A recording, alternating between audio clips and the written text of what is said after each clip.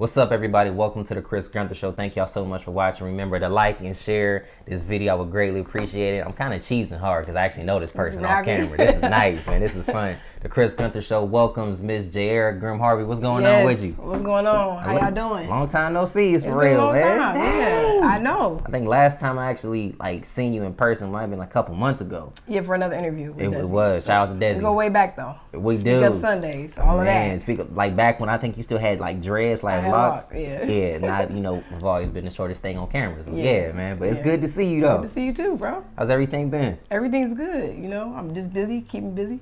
I understand you got a new project in a sense. I'm excited. Yeah, you gotta keep playing with it. It feels good when it's in your hand, man. Yeah, so I've been working on a lot. Yeah, congratulations. And why don't you go ahead and share with the people what you got? Oh yeah, so this is my new book, Project Kid. It is the story about my life. It's just pretty much I would say a summary in a way of all the things that I went through when I was a child, growing up in public housing and in the middle of a crack era. So yeah, it's just detailing the experiences that I had and everything that I went through and how I got through it. Why don't you go ahead and share with us a little bit, from the first few chapters, what are you really highlighting in those?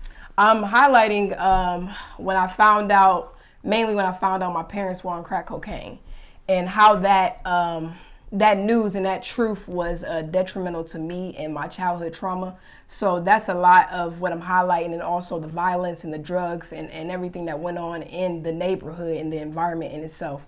So that's pretty much what I'm talking about, and just really focusing on healing and how you can get through that childhood trauma. Which neighborhood did you grow up in? I grew up in Campbell Projects.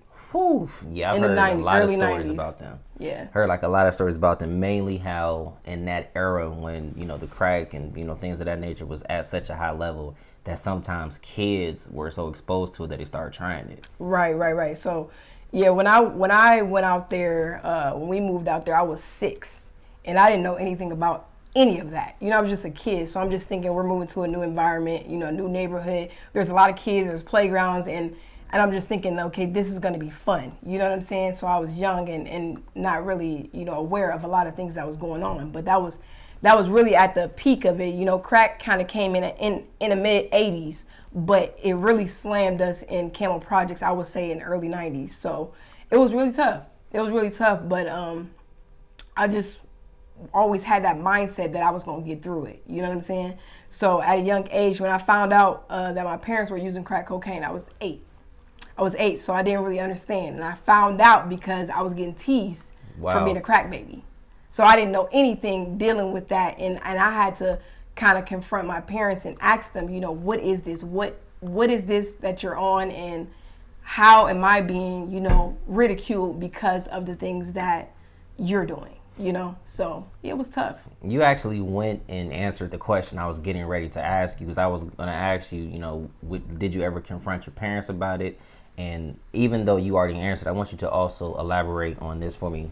When you got a response from them and they told you what was really going on, even though you were a child, did that, in a sense, did it really make you say, man, my parents is messed up and I have to get out of this environment? Because even though you were a kid, you could still tell some things just wasn't right. So as a kid, how did you respond to that? I was never really told what it was. That's the thing. I wasn't told what it was because I think that they felt like that was their way of protecting me and shielding me from that. I was comforted for my pain and for me being ridiculed about it and me crying about it. But I was never really told what it was because I don't think I even would have understood at that age. You know what I'm saying? But I knew about weed and things like that. I saw people smoke, but I never knew exactly the severity of what, was going on. So I didn't find out what crack cocaine was until I was, maybe about going into my teenage years. I didn't really find out because I found some on the ground. That's the only reason why I knew what it was. And I kind of went searching once I had that, that truth said to me, that I was ridiculed about. I kind of went looking for things. I would go in my parents' room and try to find things because I didn't know if this had the capacity to kill my parents. You know what I'm saying? At such a young age, you're just trying to be a kid. and I had adult worries and adult stress and a lot of confusion going on at that age.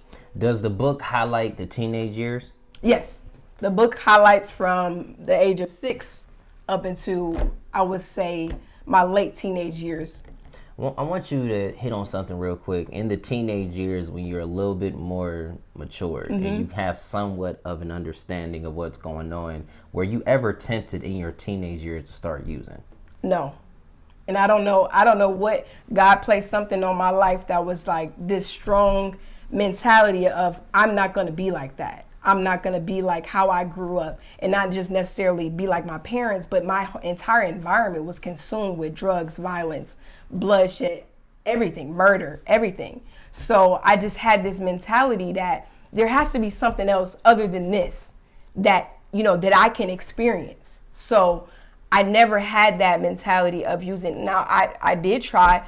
I've experienced and I've dabbled and I've tried. I smoked weed one time, maybe puffed the blunt when I was like in my teenage years, but I didn't like it. I was always turned away from drugs and alcohol because of the trauma that I went through as a child. I got to see how it took a toll on my parents, not just, physically, but spiritually, like in every way possible. Mentally, I seen the breakdown of what drugs can do to a human being.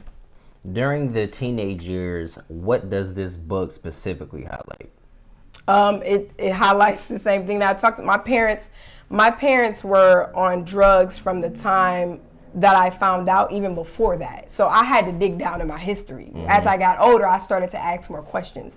So this dated back years before I was even born, that I had no knowledge of. So I would say that from the time I was 6, from the time I graduated high school and all of that, my parents were still addicted to drugs.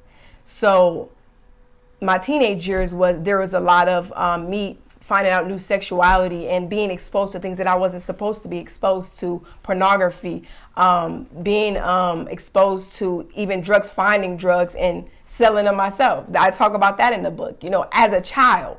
You know what I mean? So it's little things like that, just being exposed to gun violence and bloodshed right on my front porch. So I've seen so much at such a young age that I think that my maturity level, I had to grow up really, really fast. I remember when I was a kid, I was walking to the bus stop, and I want to say this guy and this girl were fighting, and I want to say that the young lady got stabbed, and then the paramedics had to come, et cetera, and that always stood in the back of my mind. What experience happened when you were a kid that, in a sense, traumatized you? So many, so many. But one thing I can vividly remember was with my mom. My mom was actually stabbed. She was stabbed on our back porch. Wow. She was stabbed, and we had to get her in the house. She had to get in the house in order for her to even stay alive, because the woman who was stabbing her was not stopping. So that was something that she had to deal with, and I had to deal with as well, because it's like my mom could have lost her life. And it was all a result of a lot of things, in our environment and, where I was brought up and where she was brought up.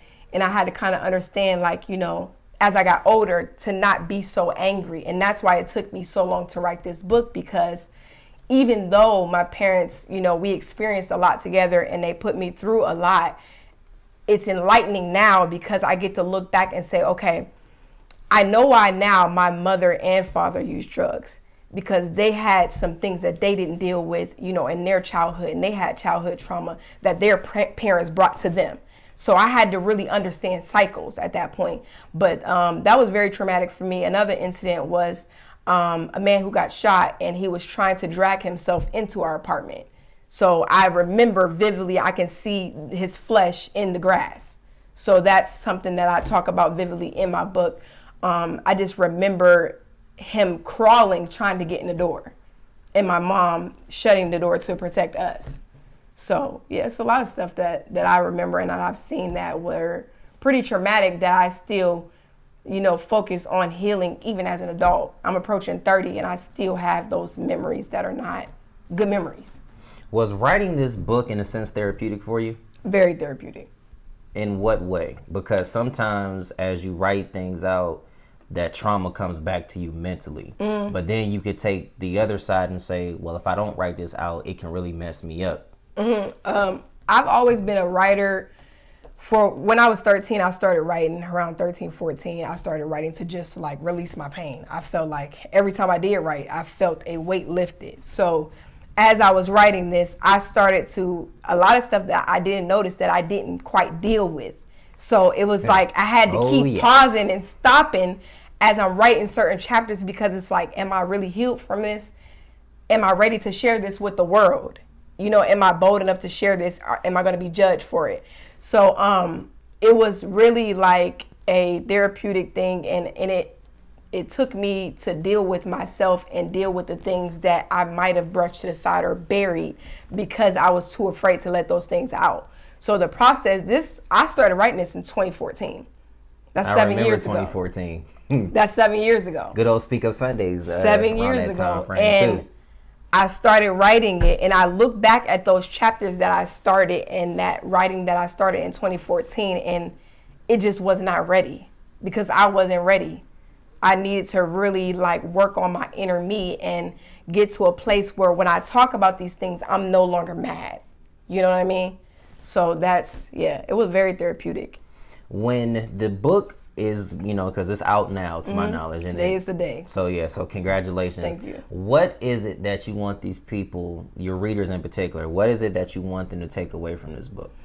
One of the things that I want you guys to take away from this book is that try not to bury your childhood trauma, because there's a lot of things that as we get older, we have certain memories about, but they're not fully clear because we have suppressed those memories. So just working on that healing, that inner healing and that inner peace, so that you can get what you need in the world and that you can be able to help somebody else. So definitely taking in that healing and focus on what you need to get from your process. So everybody's process is different. It took me 7 years. So it just depends on when you're ready and when you feel fully healed. And if you are actually internalizing and being able to express those emotions enough for you to really tell the truth. Tell the truth on yourself and tell the truth and hold people accountable for the roles that they played in your life. Because I think that's a big thing. A lot of people have this fear of telling the truth, or have this fear of, oh, this is embarrassing. But that's how you never get healed. If you just put a Band-Aid over it, how is it going to heal? We got to expose these issues. Speaking about exposing, was there anything that this book exposed about yourself that you really did not understand about yourself when you were writing it out? Not that I didn't understand about myself, but I think that it helped me to really understand and really be aware of the things that I was exposed to when I was a kid. Like one of the chapters that was the hardest to write for me was cycles. So you'll read cycles in this book, and it's just, so it's cyclic addiction. Cyclic addiction is the title of the chapter. And that particular chapter, without giving too much away, kind of exposes myself, because it shows the addictions that I took on that weren't the same as my parents, and it showed that cycles repeat if you don't take a hold of those things, or if you're not taught how to deal with those things. So without giving too much away, it's just, there is an addiction that I had as a child, as a teenager, that I feel like a lot of my childhood trauma caused that, because I didn't see that addiction is in my bloodline, and it can be different forms. You know what I mean? Was there anybody in your inner circle that was constantly in your ear? Because you said you started writing this in 2014. Was there anybody in your inner circle that was constantly in your ear telling you, you need to write this book, you need to get it out as soon as possible? No, because I kept it under wraps. Sometimes I don't really speak too much about my projects, because I'm a person that I need to finish it, before I speak on it. So, but there's a lot of people that played a role in me even being able to write it. One of the people her name is Janelle Wright Middleton. She was the one who published my first book. And she saw something in my writing that she felt like needed to be put out. So she planted a seed in me for authorship.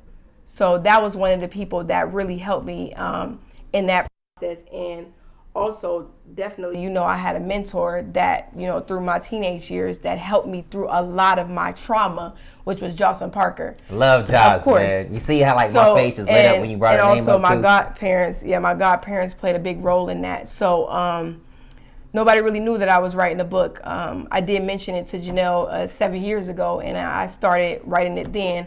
But like I said, I wasn't ready. So I just kind of like held this to myself and like kept this process going for me, just so I can get it out and get it done. Who would you like to thank that helped you really embrace who you are and get these stories out? I definitely want to thank Jocelyn once again. My parents, even though like we had so much that we went through, and now we're in a so much better place. They're no longer addicted. They have been, you know, they have gotten through that, and I'm so blessed to have them as parents. You know, it just, looking back on it, it just makes you appreciate things a little bit more. My parents have always been, no matter what the roles they played in my life, they have always been open to me sharing my story. Every time I wrote a poem, I would bring it to them like, listen, this is what I'm talking about. I don't want you to feel any type of way. They always encourage me, tell it, because that's your truth. Even though I'm a part of that story, that's your truth, right? So that's one of the things that really made me grateful to have them as parents, because a lot of people in my family weren't open to me telling the truth. Even about my parents, they felt some type of way that I shouldn't be telling this. Oh, that's too much. You're making it seem like they were such bad parents. But no, I'm telling the truth of what happened. So they were really loving when it came to me really sharing my story. So I'm grateful for that. Will you release another project? Oh, right now we're gonna focus on you know, I'm always releasing projects, but I gotta focus on this right now, because it's such a meaningful thing to me. You know, like I said, I'm about to be 30, and it's like a memoir, autobiography, but it's a memoir of my life, and I think that people are really going to be able to connect because it's so transparent, and I'm excited about it. So we're not going, you moving too fast now. Y'all know too much. Y'all know how I do it. Too much. But yeah, you know, the projects are always coming with me. I can't stop. Yeah. Speaking about a project, I'm going to bring up something that I remember. I want to say you were in a few summers ago. I think you were in a local movie about, I want to say it was you were created a movie. About to say, I want to say you had, in a sense, created a movie when you were a police officer and you guys were dealing with a couple of things. Yeah. Was that, in a sense, a prelude to this book? No. Dang it! I thought it was. No, but you always take some experiences and you add them in there. So of course I added a little teeny bit, but that was a fictional story. It was a fictional story, and I directed Love and War, and that was a few years ago, and it turned out really good. We had a movie premiere and it was dope. So I'm also going to be working on more of that directing. So would you ever be opposed to seeing Project Kid on the screen? To do what? Would you ever be opposed to seeing Project Kid seeing it on the screen? Like, no. to actually see it? No, absolutely not. I'm an open book. My life is in here, Chris. Literally. My life is in your hands at this point. Everything about me is in here in my teenage years into my early adulthood. So, yeah. Well, congratulations. If anybody wanted to purchase the book or connect with you, how can they do that? Absolutely. First of all, you guys can follow me at Steve's Genius on Instagram. I'm on Twitter as well, at Steve's Genius. I'm back on Facebook. I got back on Facebook. Jayaira Grhim Harvey on Facebook. Find me on there. And you can purchase this book on Amazon right now. Just search Project Kid, and you have to spell my name correctly. See it up close? But Chris will post it, right? You'll post it? I got to. All right, so yeah, it's on Amazon right now. You can purchase this book for $20. It's only $20, and it's been a long process, but I'm happy we're here, and it's out. I'm excited. Nothing else needs to be asked. Appreciate you so much for your time, Jay. Thank you. I appreciate you. Give me love. I haven't got a chance to hug my guests on camera in a while. I know, because it's COVID. It's COVID. So freaking tired of COVID. But anyway, thank y'all for rocking with us today. Jayaira Grhim Harvey on the Chris Gunther Show. Thank y'all so much for watching. God bless. Gotta go. Peace.